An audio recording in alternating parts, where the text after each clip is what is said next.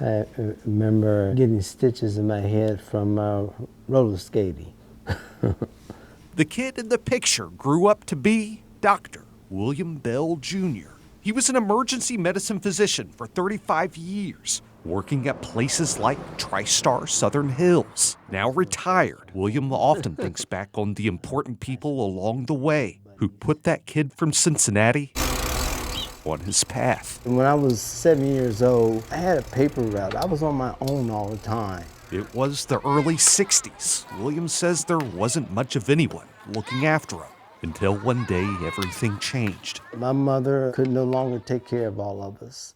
I was placed in a foster home in North Avondale in Cincinnati. It was a black neighborhood and professional blacks. Those black doctors, lawyers, and professors were some of those important people in William's story. Another one came into his life when he was sent to Camp Joy in Clarksville, Ohio. I never played with white children. We're talking about 62, 63, 64. We're talking about a heavy civil rights with lots of things going on at that time. I remember the first few days, I was really scared there. That's when a counselor named Ann Bliss approached with some simple, kind words. She hugged me and embraced me, but this white woman, I wanted to know why this Jewish girl, embraced me the way she did. I just never got over that warmth that she gave me. Even after camp, the two remained close. She would come to my house and pick me up, and she would take me for ice cream. It was the 60s. He says, this is a rough time with race and so forth.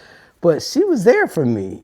Finally, with my journey in life, going into the Air Force for 4 years, going away to college and medical school, I lost contact with her. 60 years after those life-changing days at Camp Joy, William decided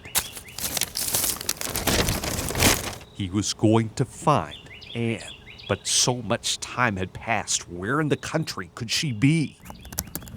There were many searches of the name Ann, B-L-I-S-S. His search got a lead. There was an Ann Bliss working as a psychotherapist in private practice in New Hampshire. And I said, are you the same Ann Bliss that was a counselor at Camp Joy? William waited for an answer. You found me.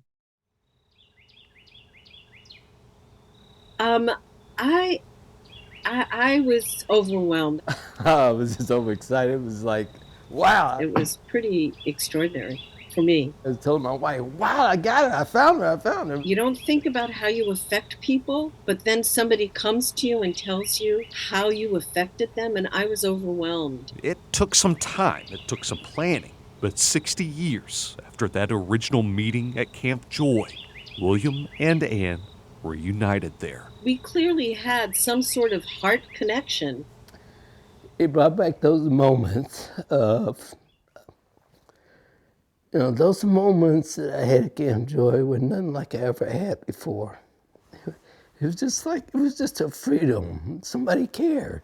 This reunion proves how a small interaction, a few kind words, can have a lifelong impact. Particularly in this climate, people being terrified of the other. If you spend some time talking to somebody, you'll find out that they're not so other. This white Jewish girl come into my life and impacted it, and it was just a beautiful moment for both of us.